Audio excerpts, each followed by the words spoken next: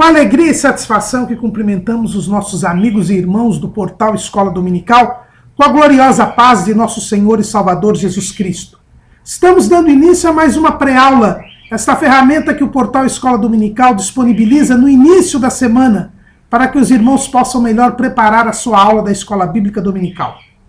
Leiam a revista das lições bíblicas, vejam esta pré-aula, acessem os textos de apoio que nós disponibilizamos ao longo da semana no portal Escola Dominical, para que os irmãos possam ter maiores subsídios. Se tiverem dúvidas, acessem a sala dos professores do portal Escola Dominical e nós prontamente responderemos as suas questões. Ouçam a leitura diária, que todo dia nós temos um breve comentário em áudio da leitura diária sugerida pela revista das lições bíblicas. Acessem os links de outros textos de apoio e de outras videoaulas que nós disponibilizamos nas redes sociais do portal Escola Dominical, no Facebook, no Twitter e no LinkedIn. E às 19 horas, horário de Brasília, no sábado à noite, assistam a transmissão ao vivo da aula ministrada no Estudo dos Professores e Amigos da Escola Bíblica Dominical da Igreja Evangélica Assembleia de Deus, Ministério do Belém, na sede aqui em São Paulo, onde os irmãos interativamente poderão elucidar as suas últimas dúvidas. Mas não deixem de comparecer à Escola Bíblica Dominical. Todas estas ferramentas são subsídios para a participação na Escola Bíblica Dominical. Neste quarto trimestre de 2015, nós estamos estudando o tema O Começo de Todas as Coisas, estudos sobre o livro de Gênesis. O nosso comentarista é o pastor Claudionor Correia de Andrade, consultor teológico e doutrinário da Casa Publicadora das Assembleias de Deus. E hoje estaremos dando término ao quarto bloco desse trimestre, dedicado ao estudo da dispensação do governo humano. E hoje estaremos estudando a lição de número 10, a origem da diversidade cultural da humanidade. Na aula passada, nós falamos a respeito da família de Noé. E vimos como, já na família de Noé, logo após o dilúvio, começa o homem a falhar no compromisso assumido por Deus. Depois de Deus ter livrado a família de Noé do dilúvio, porque Noé achou graça aos olhos do Senhor, porque era uma família que estava estribada, alicerçada na palavra de Deus, na obediência a Deus, no temor a Deus, nós vemos que já na família de Noé houve um certo desvirtuamento. Cão desonrou a seu pai. Havia uma busca das coisas materiais em detrimento das coisas espirituais. E isto fica bem claro no episódio da embriaguez de Noé. Noé amaldiçoa Canaã, o quarto filho de Cão.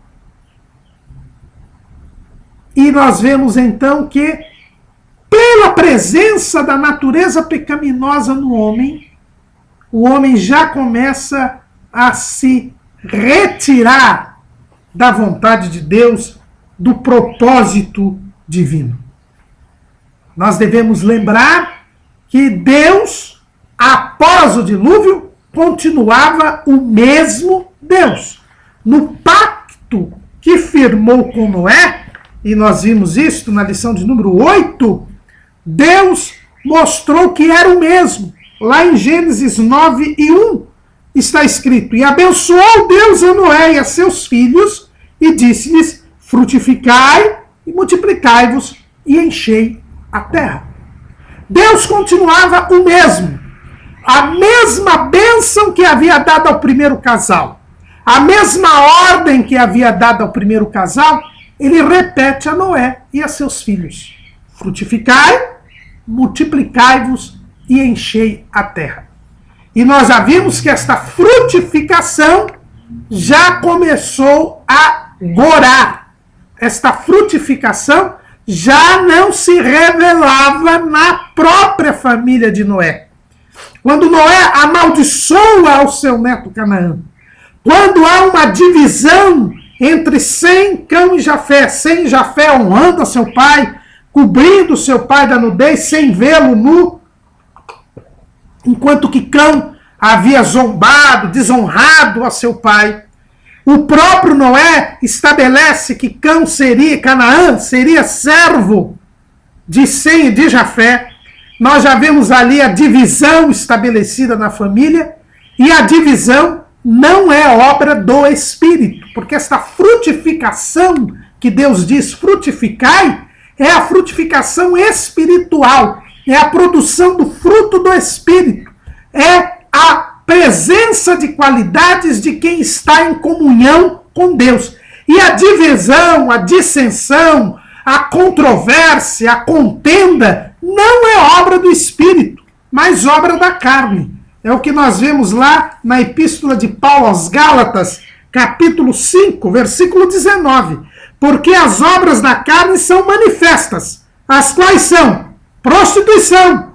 E nós vimos que existem comentaristas, rabinos judeus, que entendem que houve ali uma relação imprópria entre Cão e Noé. É impureza. Houve ali uma impureza, o próprio gesto de ver a nudez do seu pai. Cão já revela uma impureza na vida de Cão. Idolatria, feitiçarias, inimizades, porfias, emulações, iras, pelejas, dissensões. Isso são obras da carne, irmãos. Portanto, já neste ponto, vemos que a família de Noé começava a se afastar do propósito divino. Porque a natureza pecaminosa ainda estava no homem. A herança do primeiro casal, a herança adâmica, somente a semente da mulher prometida por Deus lá no Éden haveria de tirar o pecado do mundo.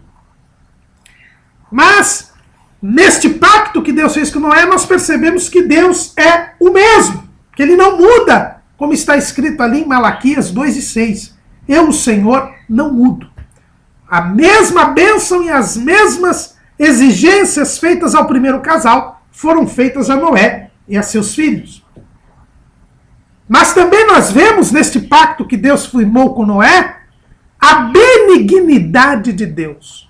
Como Deus queria bem ao homem, como Deus tinha interesse em restabelecer a sua comunhão com o homem, como Deus ama o homem. E como podemos dizer isto? Pelo simples fato de que, apesar do homem ter falhado e multiplicado a maldade sobre a terra, e Deus ter mandado o dilúvio sobre a terra, Deus, no pacto com Noé, aumenta o domínio do homem sobre a criação terrena. Deus dá esse gesto de boa vontade e diz a Noé e a seus filhos o seguinte, no capítulo 9, versículo 2: E será o vosso temor e o vosso pavor sobre todo animal da terra e sobre toda ave dos céus. Tudo que se move sobre a terra e todos os peixes do mar na vossa mão são entregues. Tudo quanto se move que é vivente será para vosso mantimento. Tudo vos tenho dado como a erva verde. A carne, porém, com sua vida, isto é, com seu sangue, não comereis. E certamente requererei o vosso sangue, o sangue das vossas vidas. Da mão de todo animal requererei, como também da mão do homem e da mão do irmão de cada um requererei a vida do homem. Quem derramar o sangue do homem, pelo homem o seu sangue será derramado. Porque Deus fez o homem e conforme a sua imagem. Mas vós frutificai e multiplicai-vos, povoai abundantemente a terra e multiplicai-vos nela. Então, irmãos, nós vemos aqui que Deus amplia o domínio do homem sobre a criação terrena. Ele agora poderia se alimentar de carne, não do sangue, mas sim da carne. Haveria um temor e pavor sobre todas as criaturas terrenas em relação ao homem, e ao homem foi determinado que administrasse a justiça. Que na convivência entre os homens, o homem agora administrasse a justiça, com preservação da vida, pois ser o homem imagem e semelhança de Deus, mas que houvesse o castigo dos maus pelo próprio homem. Essas são as características da dispensação do governo humano. E nós vimos isto nas lições 8 e 9. E agora continuamos na dispensação do governo humano. Mas a família de Noé já falhava na ordem da frutificação. Com relação à ordem da multiplicação, que aí sim é a reprodução biológica, houve o cumprimento por parte dos filhos de Noé. Conforme nós vemos lá no capítulo 10 do livro do Gênesis, estas, pois, são as gerações dos filhos de Noé, Sem, Cão e Jafé, e nasceram-lhe filhos depois do dilúvio. O capítulo 10 do livro de Gênesis traz a famosa tabela das nações. Né? Por revelação divina, Moisés ele cataloga toda a descendência dos filhos de Noé que deram origem às nações. Lamentavelmente, nós não tivemos uma lição que pudesse explicitar esta tabela das nações, onde se demonstra todos os seres, né, todos os descendentes dos filhos de Noé que deram origem às nações que hoje existem. Né, são as nações que hoje existem. O próprio comentarista nos mostra, ainda que de forma bem sucinta, que estas nações todas se originaram de Sem, Cão e Jafé. Basicamente, Sem gerou descendentes que ocuparam o Oriente Médio e a Ásia. Jafé ocupou ali a Europa e a África com a descendência de Cão. Basicamente, são esses. Então, a ordem da multiplicação, ela foi cumprida pelos familiares de Noé. Se a frutificação deixava a desejar, a multiplicação se cumpriu. A terra estava sendo repovoada. Havia, assim, uma parcial observância do pacto de Noé. Mas havia um terceiro ponto que Deus mandou que Noé e seus filhos cumprissem, que era encher a terra.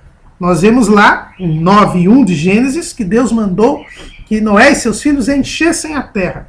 E no versículo 7, repete-se isso. Frutificai e multiplicai-vos, povoai abundantemente a terra e multiplicai-vos nela.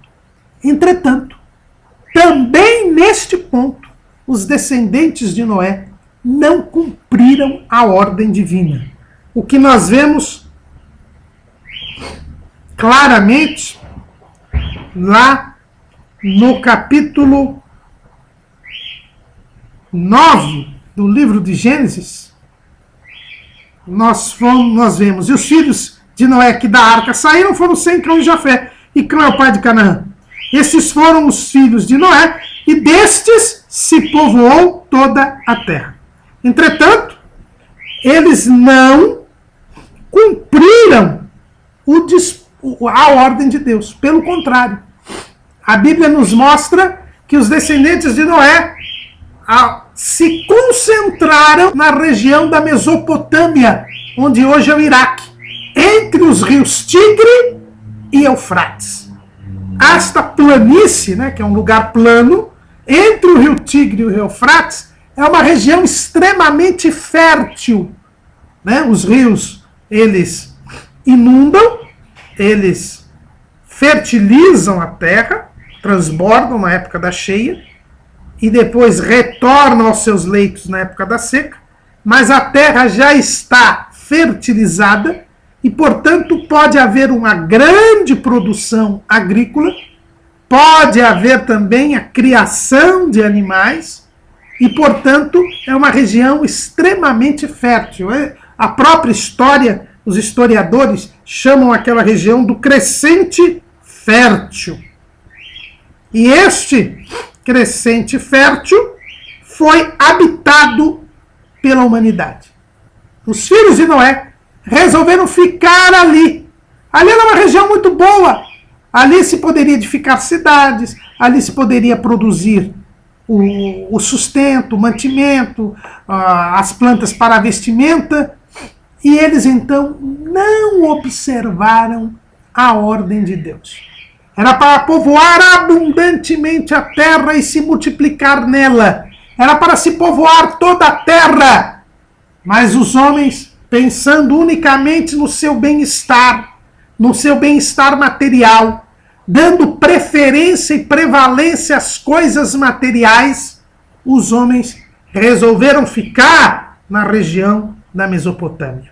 E é interessante que a arqueologia tem demonstrado que o início da civilização se deu precisamente na Mesopotâmia. Os homens resolveram ficar numa área agradável, numa área favorável, e não cumpriram a ordem de Deus.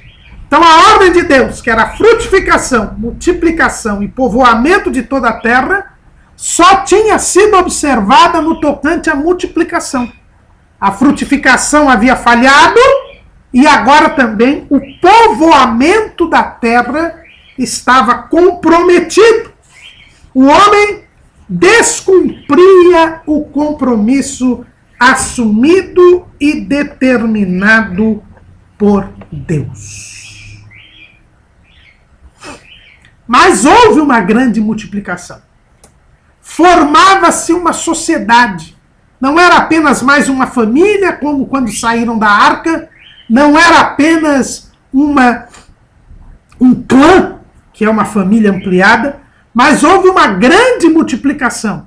Até porque o próprio Deus favorecia a fertilidade, pois era do seu interesse o povoamento de toda a terra. Nós temos aqui a reprodução da mesma situação ocorrida depois da expulsão do primeiro casal lá do Éden, no início da dispensação da consciência. Deus tinha interesse em povoar toda a terra e, portanto, tendo controle de todas as coisas, havia uma fertilidade toda especial dos descendentes de Noé.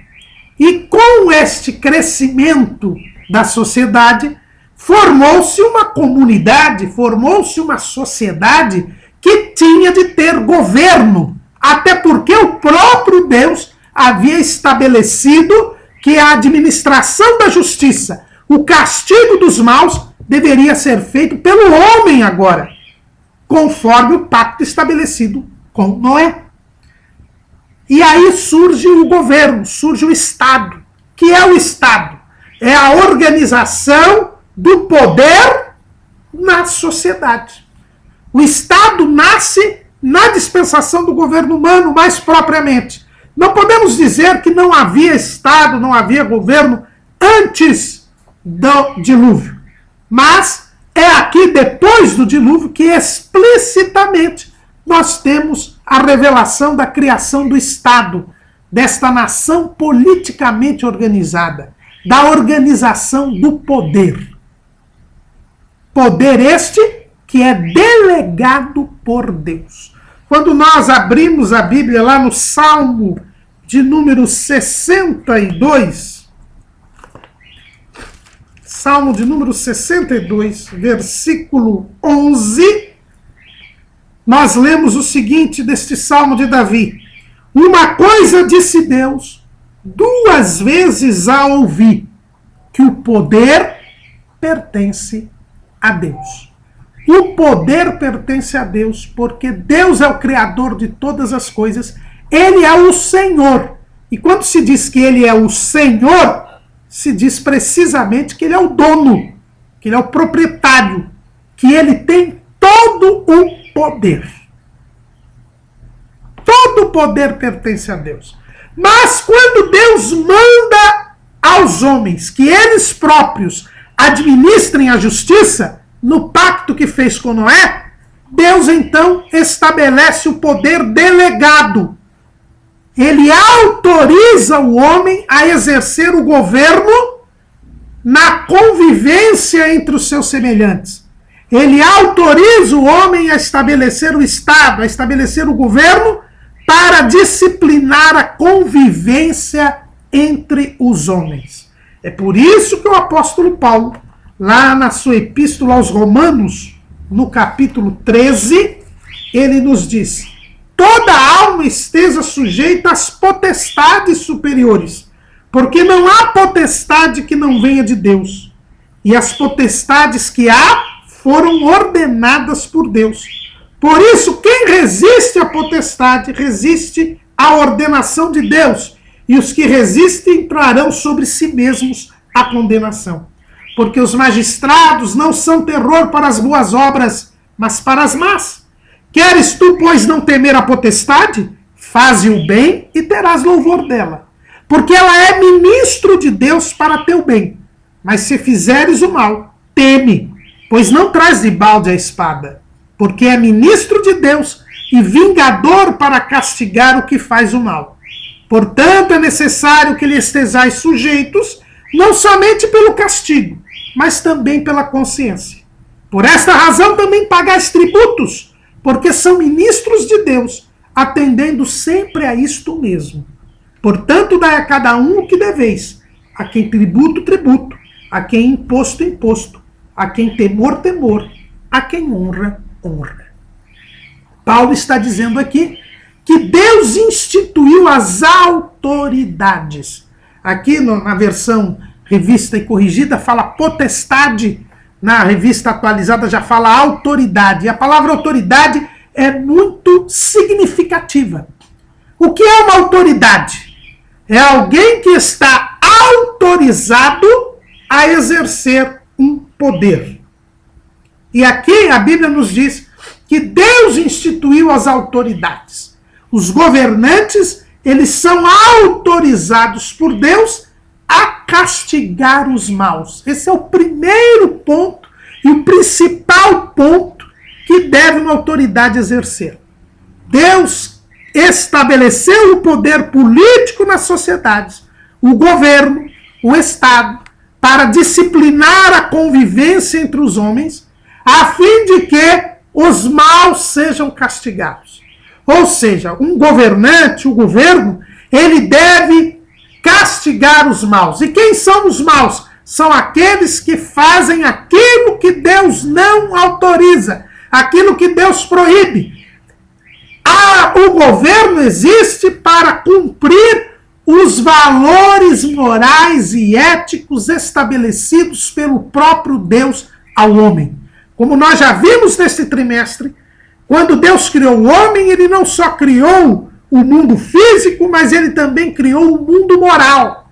Aqueles 7 princípios estabelecidos por Deus lá no Jardim do Éden para a conduta do homem, que foram renovados com Noé, tanto que os rabinos judeus chamam esses princípios das 7 leis dos filhos de Noé.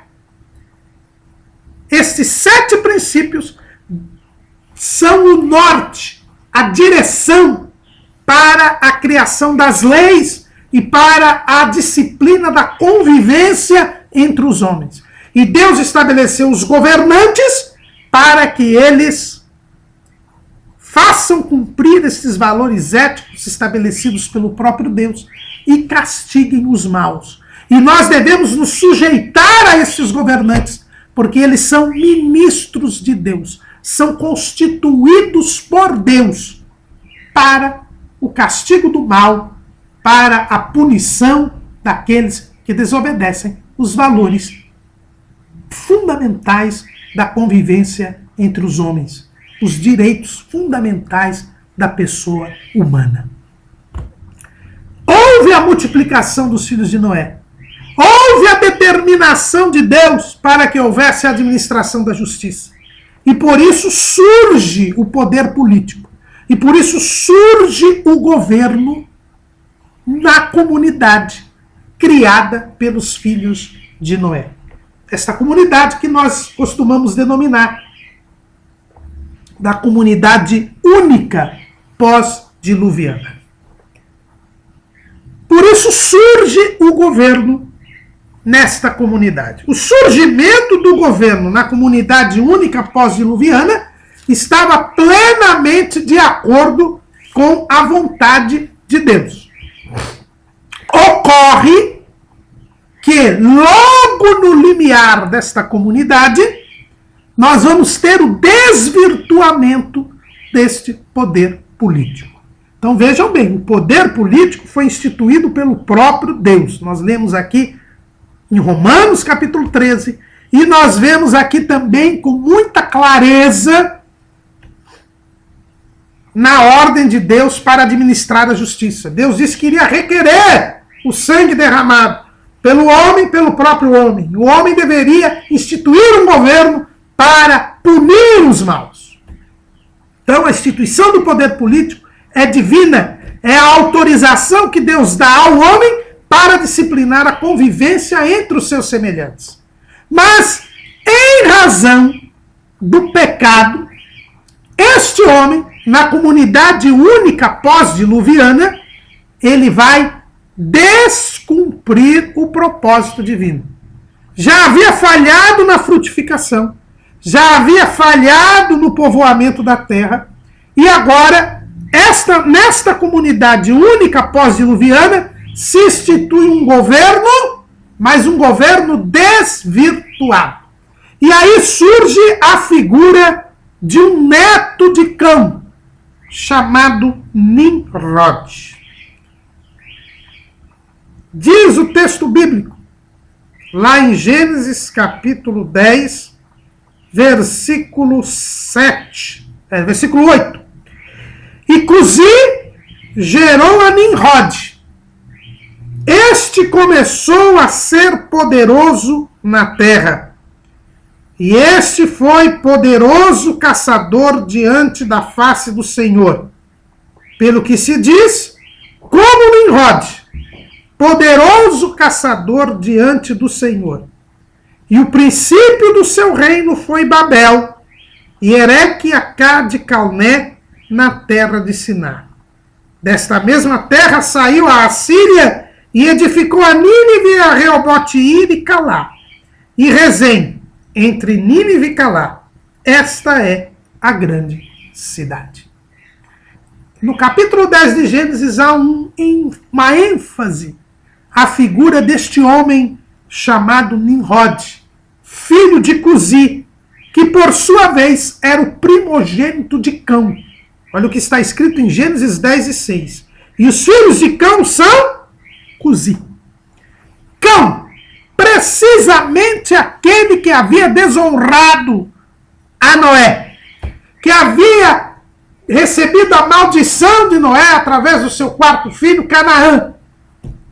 É dos camitas que vem a prevalência do governo. Alguns entendem por isso que Cão fosse o primogênito de Noé. Há uma discussão, quem era o primogênito de Noé, se Sem ou Cão. Alguns entendem que tenha sido Cão precisamente por causa desta circunstância de Nimrod, que era neto de Noé, olha, bisneto de Noé, neto de Cão, ter se sobressaído e tomado o controle, o governo da comunidade única pós-diluviana. Nimrod tem como significado da palavra Nimrod é rebelde. E é precisamente isto que demonstra Nimrod. A primeira coisa que nós temos aqui de mostrar é que Nimrod já teve uma má formação educacional. Ele era neto de Cão, aquele que desonrou a seu pai Noé. E que, portanto, deu um mau exemplo, tanto a seu filho Cuzi, como ao seu neto Nimrod. Esse é o primeiro ponto. A rebeldia, e Nimrod quer dizer rebelde, a rebeldia de Nimrod é fruto de uma má formação familiar.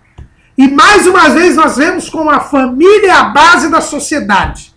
Uma família mal estruturada, uma péssima educação doutrinária familiar leva a uma sociedade mal estruturada, a uma sociedade doentia. Uma família que não produz o fruto do Espírito leva a uma sociedade que não produz o fruto do Espírito. Uma família fundada na impiedade leva a uma sociedade ímpia, a uma sociedade fundada na impiedade. E é precisamente isso que nós vemos aqui. Nimrod tinha um péssimo exemplo. O exemplo da desonra ao pai. O exemplo da insubmissão à autoridade. E quem é insubmisso aos pais é insubmisso a Deus. E Nimrod vai criar o poder político insubmisso a Deus. O fato de Nimrod reinar sobre a comunidade única pós-diluviana não era contrário à vontade de Deus. Deus estabeleceu o governo, mas Nimrod, ele exerce este poder em rebeldia contra Deus. Nós vimos que a autoridade, ela deve ser ministro de Deus. Ela deve fazer cumprir os valores éticos estabelecidos por Deus. Ela deve castigar os maus. Ela deve exercer a vontade de Deus no relacionamento entre os semelhantes. Mas não é isto que faz Nimrod. Olha o que diz o texto.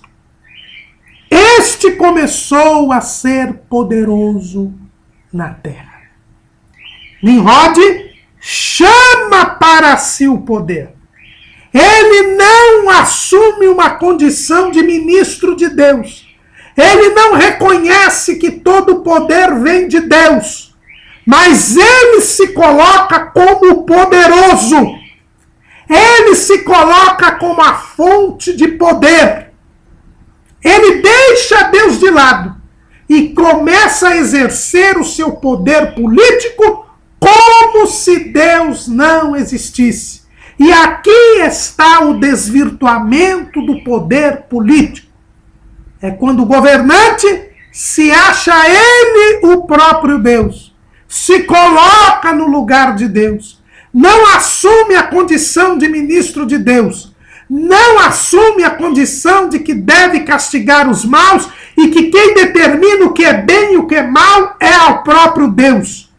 Ele se insurge, ele se rebela contra o sistema ético estabelecido por Deus e ele mesmo quer ditar o que é o certo e o que é o errado. Ele mesmo se transforma no referencial. E é este o mal causado por esse sistema político de poder que se inicia com Nimrod e que existe até hoje. A Bíblia diz que o princípio do seu reino foi Babel. Babel, que é Babilônia, é o símbolo da rebeldia contra Deus na Bíblia. Não é à toa que esse sistema de poder rebelde contra Deus é chamado lá no último livro da Bíblia, no livro do Apocalipse, de Babilônia. Se você abrir a Bíblia no livro do Apocalipse, você vai ver que aquele sistema de poder que se rebela contra Deus e que será comandado pelo anticristo, ele é chamado de Babilônia, porque é o mesmo sistema maligno que se implanta aqui na comunidade única pós-diluviana. Com Nimrod se inicia todo um sistema político contrário e rebelde a Deus. Deus determinou a criação do governo. Deus determinou a existência de governantes que disciplinassem a convivência entre os homens. Mas a natureza pecaminosa do homem faz com que esse sistema de poder, este sistema político, sirva para a dominação e opressão dos homens e sirva para que os homens se coloquem no lugar de Deus e corrompam toda a estrutura social. E a estrutura política criada por Deus, necessária, ela se desvirtua por causa do pecado. E aqui diz, e Nimrod começou a ser poderoso na terra. Ele se coloca no lugar de Deus. E ele se diviniza. A tradição judaica coloca em Nimrod o início da idolatria. Pastor Abraão de Almeida, no seu livro Babilônia, Ontem e Hoje, nos fala a respeito disto. Nós colocamos aí em nosso esboço e vamos ler aqui um trecho do livro do pastor Abraão de Almeida. Foi em Babilônia, após o dilúvio, que a mesma atitude de negação de Deus se manifestou, particularmente através de Nimrod e Semíramis. Semíramis é a esposa de Nimrod. Isso não está na Bíblia, é a tradição que determina. Era o mistério da injustiça, referido pelo apóstolo Paulo, mais uma vez operando desde a expulsão de Adão e Eva do Éden. O objetivo era a organização de uma igreja falsa, estruturada dentro de um sistema religioso no qual fosse adorada uma falsa trindade. Dentro dessa organização, o próprio Satanás estava e está preparando o mundo para a sua manifestação futura, quando reinará por um pouco de tempo sob a forma do anticristo. O princípio é a glorificação do ser humano, divinizador de reis e imperadores, o culto à personalidade. Somente dentro de tal sistema compreende-se a deificação dos Césares e dos grandes homens, aos quais se erigiam templos e em sua honra se ofereciam sacrifícios e libações. A idolatria começa aqui.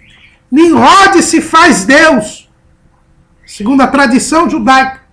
O deus Marduk nada mais é, que é o principal deus de Babilônia, do que Nimrod. Semíramis, também sua esposa, é divinizada. E daí surge a deusa Astarte, ou Star. São os principais deuses cultuados nas maior parte dos povos antigos. Um deus divinizado, um rei, a sua deusa mãe, deusa da fertilidade. O próprio Baal seria uma variante de Marduk, já que Baal quer dizer senhor, dono. Nimrod se coloca no lugar de Deus. É por isso que os estudiosos da Bíblia costumam dizer que Nimrod é o primeiro anticristo. É aquele que se coloca no lugar de Deus, querendo parecer Deus. Surge aqui a idolatria, o poder político desvirtuado, que deixa Deus de lado, e o governante se coloca no lugar de Deus e quer ser adorado como Deus. E é algo que não é só da antiguidade, não. Quando nós falamos em os governantes serem divinizados, nós lembramos da antiguidade. Faraó, o César, os reis antigos que eram considerados deuses ou filhos de deuses. Mas esta divinização continua até hoje. E vamos pegar aqui os regimes comunistas, que se dizem ateus. Nos regimes comunistas, nós temos a divinização dos governantes. Por que em Moscou até hoje está o corpo embalsamado de Lenin, que foi o líder da Revolução Russa? Por que embalsamaram o corpo? E um dos pontos turísticos de Moscou é precisamente a visita ao corpo de Lenin. É uma divinização, é um culto à personalidade. Na China não é diferente. Por que existe o corpo embalsamado de Mao Tse-tung? E também é ponto turístico em Pequim a visita ao corpo de Mao Tse-tung, o líder da Revolução Chinesa. É um culto à personalidade, é uma divinização do governante. E o que dirá da Coreia do Norte? Onde os seus 3 líderes, Kim Il-sung, Kim Jong-il e esse agora Kim Jong-un, são divinizados. Existem estátuas desses 3 líderes, cujos corpos também estão embalsamados, dos 2 que estão mortos, este atual presidente, onde todos têm que se reclinar a estas estátuas. Isso não é a divinização dos governantes? Porque o poder político, quando deixa Deus de lado, ele se desvirtua. E aí nós caímos na idolatria, que é o primeiro passo da corrupção da humanidade pelo pecado, em razão de se deixar Deus de lado. É o que bem explica o apóstolo Paulo na Epístola aos Romanos, no capítulo 1 e no versículo 20. Porque as suas coisas invisíveis, desde a criação do mundo, tanto o seu eterno poder como a sua divindade, se entendem e claramente se veem pelas coisas que estão criadas, para que eles fiquem inexcusáveis. Porquanto, tendo conhecido a Deus, não o glorificaram como Deus, nem lhe deram graças. Antes, em seus discursos se desvaneceram, e o seu coração insensato se obscureceu. Dizendo-se sábios, tornaram-se loucos. E mudaram a glória do Deus incorruptível em semelhança da imagem de homem corruptível, e de aves, e de quadrúpedes, e de répteis. Foi o que aconteceu na comunidade única pós-diluviana. Eles adotaram a idolatria. Nimrod começou a ser poderoso na terra. Exigiu ser divinizado. Se colocou no lugar de Deus. E veio a idolatria. Não glorificaram a Deus. E aí os discursos se desvaneceram. O coração insensato se revelou. E houve o desvirtuamento.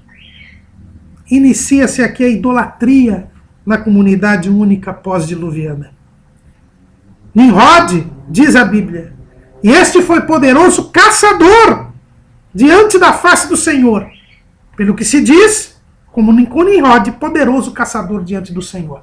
Vejam que Nimrod se sobressaiu pelas suas habilidades de caça e de guerra. Porque a palavra caçador aqui, tanto no original hebraico, tanto significa caçador como guerreiro.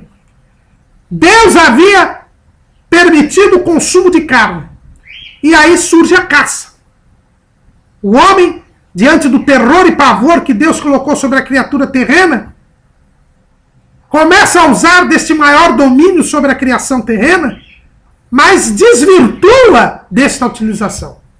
Nimrod se sobressai pelo uso da violência, pelo uso da habilidade, da força física. E ele é admirado por todos pela sua habilidade da caça, pelas suas proezas como caçador, pelo exercício da guerra. E ele domina toda aquela comunidade e se coloca no lugar de Deus. E aquela comunidade se desvirtua. Porque o poder político é desvirtuado. Nimrod se sobressai. E na sua rebeldia contra Deus, ele impõe como política a não retirada da Mesopotâmia. Em total ofensa ao determinado por Deus. Ele cria e edifica cidades na Mesopotâmia, entre os rios Tigre e Eufrates, não observando a ordem de Deus para povoar toda a terra.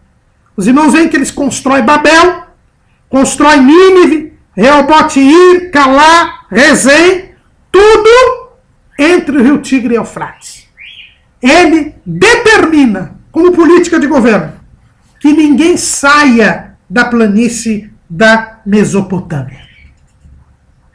E parecia, irmãos, à primeira vista, que Deus realmente não estava com nada. Porque Noé havia amaldiçoado Cão. E era um descendente de Cão que estava no governo. E fazendo com que a civilização progredisse. Assim como aconteceu com a civilização de Caim, esta comunidade única pós-diluviana estava tecnologicamente avançada. Eram edificadas cidades. Havia uma organização da população, havia um desenvolvimento da construção. Tudo parecia as mil maravilhas. Vamos ficar aqui, nessa região fértil, não precisamos povoar a terra, estamos vivendo bem, não temos nada que ver com Deus, Deus não apita nada. passaram-se a adorar Nimrod e sua mulher Semíramis, estava tudo bem, aparentemente estava tudo bem. E estava tão bem, segundo o pensamento daquela comunidade, que a rebeldia vai além. Vai além a rebeldia.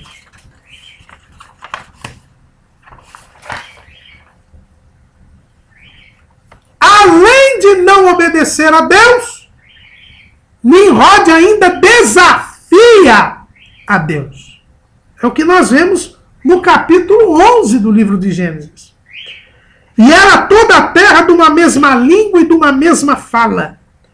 E aconteceu que, partindo eles do Oriente, acharam um vale na terra de Siná e habitaram ali. Como eu disse para os irmãos, aqui está em Gênesis 11, 2, a rebeldia contra Deus, o descumprimento da ordem do povoamento. E disseram uns aos outros: eia, façamos tijolos e queimemo-los bem.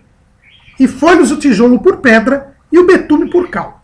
E disseram: eia, edifiquemos nós uma cidade e uma torre cujo cume toque nos céus, e façamos-nos um nome para que não sejamos espalhados sobre a face de toda a terra. A desobediência a Deus foi deliberada. Nimrod toma o poder, edifica cidades na planície da Mesopotâmia e diz para o povo não sair de lá. Quem nos informa isso é a tradição judaica. Flávio José, ele nos demonstra isto. No seu livro Antiguidades Judaicas, ele nos demonstra claramente esta circunstância. Nós colocamos aí em nosso esboço. Diz Flávio José: deram o nome de Sinear a primeira terra em que habitaram. Deus ordenou que mandassem colônias a outros lugares, a fim de que, multiplicando-se e estendendo-se, pudessem cultivar mais terras, colher frutos em maior abundância e evitar as desinteligências que de outro modo poderiam ser suscitadas entre eles. Mas esses homens rudes e indóceis não obedeceram e foram castigados pelo seu pecado com os males que lhes sucederam. Deus, vendo que seu número crescia sempre, ordenou-lhe segunda vez que formassem outras colônias.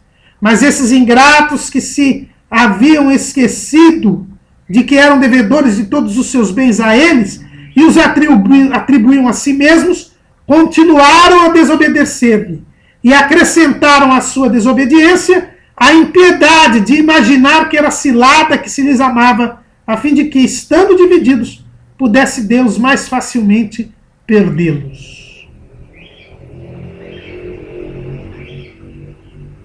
Diz José ainda: Nimrod, neto de Cão, um dos filhos de Noé, foi quem os levou a desprezar a Deus desta maneira. Ao mesmo tempo valente e corajoso, ele os persuadiu de que deviam unicamente ao seu valor e não a Deus toda a sua boa fortuna.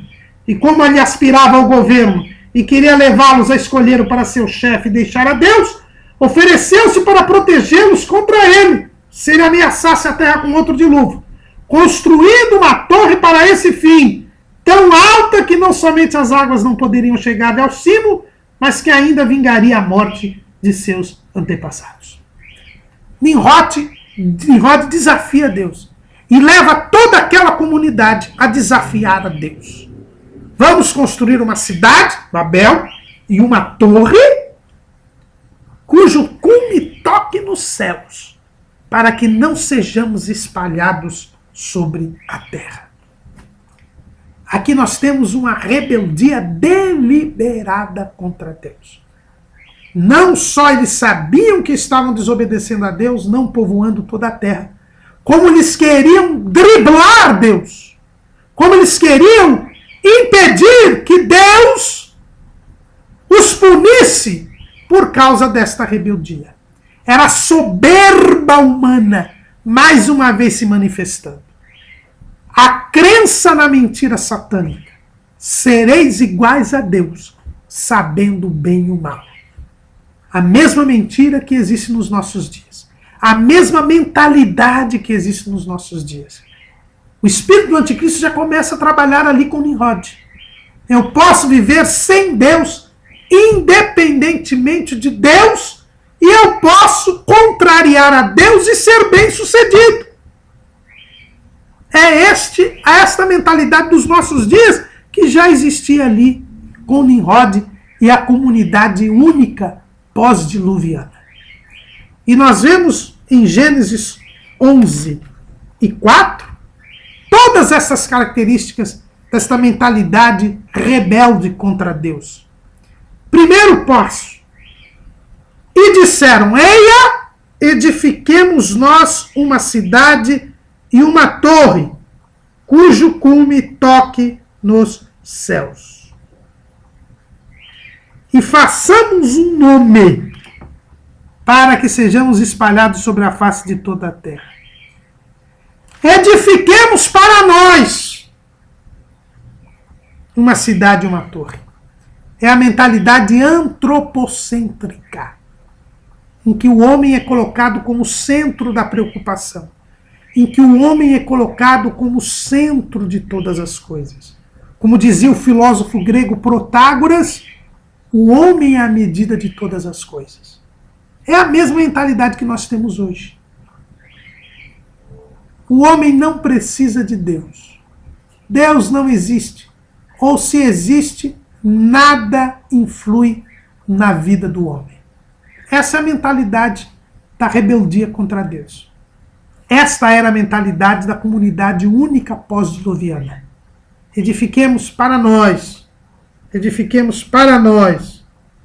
uma cidade e uma torre. Mas em segundo lugar, havia unanimidade. Todos disseram: edifiquemos uma cidade e uma torre. Não houve um que se insurgisse contra Nimrod. Todos queriam desobedecer a Deus. Todos estavam desafiando a Deus. E aqui nós temos uma prova, das muitas provas na Bíblia, de que a voz do povo não é a voz de Deus. O consenso, a unanimidade, nem sempre está de acordo com Deus. Nós não podemos nos submeter à maioria, nem muito menos à unanimidade. A nossa regra não é o número, é a palavra de Deus. Todo mundo faz, todo mundo diz. Mas se a Bíblia não manda dizer, não manda fazer, proíbe fazer, se a Bíblia não diz, nós devemos ficar com a Bíblia e não com o consenso, e não com a unanimidade. A unanimidade nem sempre está correta. Em terceiro lugar, nós vemos aqui a religião humana, a falsa religião, como disse o pastor Abraão de Almeida. Edifiquemos uma torre cujo cume toque nos céus. A torre começava da terra para o céu. Esta é a mentalidade rebelde contra Deus. As falsas religiões, elas começam no homem para chegar a Deus. É o homem que define o caminho para chegar a Deus. É o homem que manipula Deus. Essa é a falsa religião. Toda religião que começa no homem para ir a Deus é falsa. E é exatamente esta mentalidade que hoje é desenvolvida pela nova era, que já prepara o caminho do anticristo. Uma religião que surge no homem e vai até Deus. Cuidado com isto. A religião vem de Deus para o homem. O homem não pode salvar-se a si mesmo. O homem é um miserável pecador. Ele depende de Deus. E Deus quer salvar o homem. E por isso mandou o seu Filho Jesus Cristo, que é Deus, que se fez homem, e por isso o único caminho da salvação é Cristo. Deus já havia prometido a semente da mulher lá no Éden. Mas aqui em Babel, o povo quer ele estabelecer o caminho para o céu. Uma torre que vai da terra para o céu. É a falsa religião. O quarto ponto que nós vemos aqui da rebeldia da comunidade única pós-diluviana é a desconsideração de Deus. É viver como se Deus não existisse. Olha o que está dizendo. Façamos-nos um nome. E aqui, para entender essa expressão, nós temos que lembrar que o nome é uma expressão que o israelita usa em lugar de Deus. Não sabem que o judeu não fala o nome de Deus. E ele, em vez de falar o nome de Deus, entre outras expressões, ele usa a expressão Hashem, que quer dizer o nome. Quando se está escrito aqui, não esqueçamos que o autor é judeu, é israelita, é Moisés. Quando ele diz, façamos um nome, está dizendo, olha, nós não consideramos Deus, que é o nome. Nós temos o nosso próprio nome. Nós vamos fazer o nosso nome. É a desconsideração de Deus. Mas mais, nós temos uma quinta consideração aqui na rebeldia da comunidade única pós-diluviana. É a crença que se pode impedir a ação de Deus. Edifiquemos uma torre cujo cume vai até os céus. Vamos fazer uma torre. E se Deus vier destruir a terra com um dilúvio, porque nós lhe desobedecemos, nós vamos driblar Deus. Nós vamos dar um jeitinho em Deus. Como a torre será muito alta, chegando até os céus, nós vamos para a torre e as águas do dilúvio não nos alcançarão. Nós somos mais espertos do que Deus. Nós podemos driblar Deus. É a crença na possibilidade do impedimento de Deus. Mas o Senhor diz lá, através do profeta Isaías, operando eu, quem impedirá? Deus está no absoluto controle de todas as coisas. Não há como manipularmos a Deus. Irmãos, hoje em dia esta mentalidade está entre muitos que se dizem cristãos. Essas teologias que estão por aí, a teologia da prosperidade, a teologia da confissão positiva, a teologia da libertação, algumas vertentes da teologia da missão integral, acham que a salvação vem do homem e que se pode manipular Deus. Quando se diz que Deus é obrigado, quando se diz que Deus pode ser colocado contra a parede, quando se diz que uma revolução, uma luta política é necessária antes do estabelecimento do reino de Deus, nós estamos manipulando a Deus, achando que nós somos mais espertos que Deus está à nossa disposição. Irmãos, é a mentalidade rebelde da comunidade única pós-diluviana. Jamais pensemos assim. Deus é o Senhor, Ele está no controle de todas as coisas. Nós é que devemos fazer a vontade dEle e não Ele a nossa. Mas existe um sexto e último ponto nessa frase. Quando eles querem construir uma torre, e diz Flávio José, seguindo a tradição judaica, porque eles temiam que Deus pudesse mandar um dilúvio por causa da desobediência deles, nós temos aqui a incredulidade. Deus já havia dito a Noé que jamais destruiria a terra com um dilúvio, mas eles não criam em Deus. Eles achavam que Deus era farsante, que Deus poderia mandar um outro dilúvio, já que eles estavam desobedecendo a Deus. Eles achavam que assim como eles eram infiéis no cumprimento do pacto com Noé, o pacto noaico, Deus também poderia descumprir o seu compromisso. Eles não criam na palavra de Deus. E quem não crê, não tem a bênção de Deus. Quem não crê, não agrada a Deus. Então, neste versículo de Gênesis 11:4, nós vemos todas as características dessa comunidade única pós-diluviana. Ela era antropocêntrica, ela estava unanimemente na rebeldia, ela estabelecia o caminho da falsa religião, ela desconsiderava a figura de Deus, ela cria que podia impedir a ação divina e ela não cria nas palavras de Deus. Diante de uma situação de tamanha rebelião, não restava outra solução a Deus senão fazer exercer a sua justiça. Segundo a tradição judaica que nós lemos aqui com Flávio José, Deus havia avisado o homem a este respeito. A Bíblia é silente a respeito. Mas nós não podemos esquecer que Noé ainda viveu 350 anos depois do dilúvio. O dilúvio ocorreu quando ele tinha 600 anos. E a Bíblia diz que ele morreu com 930 anos. Então, durante 350 anos, desculpa, porque ele morreu com 950 anos. Durante 350 anos, Noé pôde dizer aos seus descendentes a respeito do pacto que Deus havia estabelecido. Então, pelo menos através de Noé. E muito provavelmente Nimrod chegou a conhecer Noé, que Nimrod era bisneto de Noé. Muito provavelmente ele teve este contato. Então Deus falou para aquele povo. Porque Deus é longânimo. Não sabemos quanto tempo durou da morte de Noé até o juízo que pôs fim à dispensação do governo humano. Porque a Bíblia não nos diz quanto tempo. Mas de qualquer maneira, apenas por inferência aqui, né, nós podemos ver que quando se fala no capítulo 11 ainda das gerações de Sem, e é dito que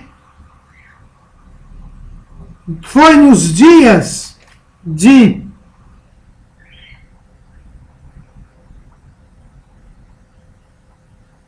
Peleg, que é um dos descendentes de Sem, que houve a divisão da terra.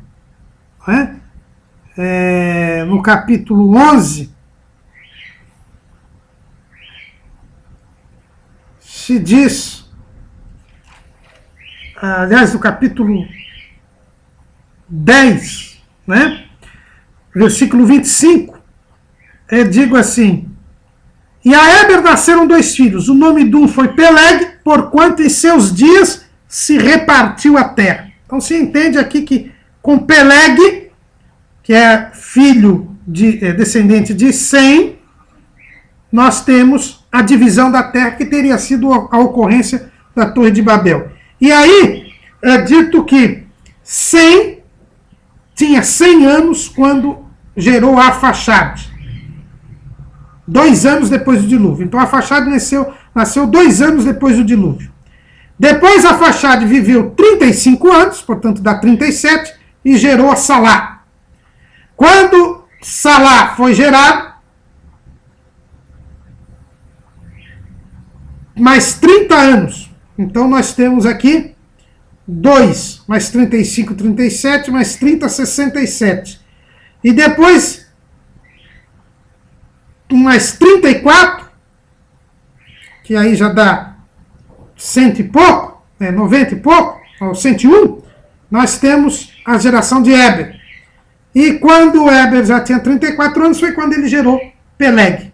Então nós temos aí pouco mais de 100 anos depois do dilúvio, que nós temos a ocorrência da repartição da terra. Então, isso nos dá a entender que Deus, através de próprio Noé, pôde falar àquele povo a respeito das ordens divinas que eram deliberadamente inobserváveis. Deus usou da sua misericórdia, porque ele é longânimo, tardio em irar-se. Mas a rebeldia chegou ao limite da paciência de Deus. Todos se rebelavam contra Deus. Estavam construindo a cidade e a torre, em total inobservância a Deus, em desafio a Deus. E por isso Deus, então, executa o juízo. Ele é tardio em irar-se, mas chega o momento do limite da paciência de Deus, em que a ira de Deus tem que se manifestar. E é esse o sentido do capítulo 11, versículo 5 de Gênesis. Então desceu o Senhor para ver a terra e a cidade que os filhos do homem edificaram. E disse: eis que o povo é um e todos têm uma mesma língua. E isto é o que começam a fazer. E agora não haverá restrição para tudo que eles intentarem fazer. Deus é onisciente, onipotente e onipresente. Ele não precisava descer para ver a construção. essa expressão bíblica, tem a ver com o momento do juízo. Deus decide impor o juízo sobre o povo. Deus decide castigar o povo por causa da rebeldia. É esse o sentido dos versículos 11, 5 e 6. E por isso, Deus então confunde as línguas. Qual foi o juízo que Deus fez? Ele confundiu as línguas. Porque a língua é a base da comunicação para gerar a comunidade, para gerar a convivência entre as pessoas. A língua é fundamental, ela é a expressão da racionalidade do homem. E não pode haver uma convivência sem que haja comunicação. A língua é um ponto básico da convivência entre os homens de uma sociedade, de uma nação. Deus confunde as línguas. Ao confundir as línguas, Deus tanto executa o juízo quanto a misericórdia. Deus podia ter exterminado a humanidade, porque todos se rebelaram contra ele. Mas Deus ama o homem, Deus quer salvar o homem, e Deus tinha prometido a semente da mulher, e por isso Deus não poderia destruir aquela humanidade.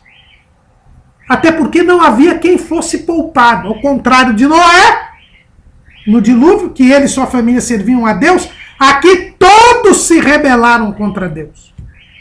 Então não havia outra alternativa. Deus tinha que preservar a vida humana. Por isso ele confundia as línguas. Ao confundir as línguas, ele exercita o juízo, pune a rebeldia daquela comunidade, destruindo a comunidade, mas não destruindo a humanidade.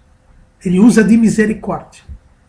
Com a confusão das línguas, como eles não se entendiam mais, eles tiveram que se espalhar pela face da terra.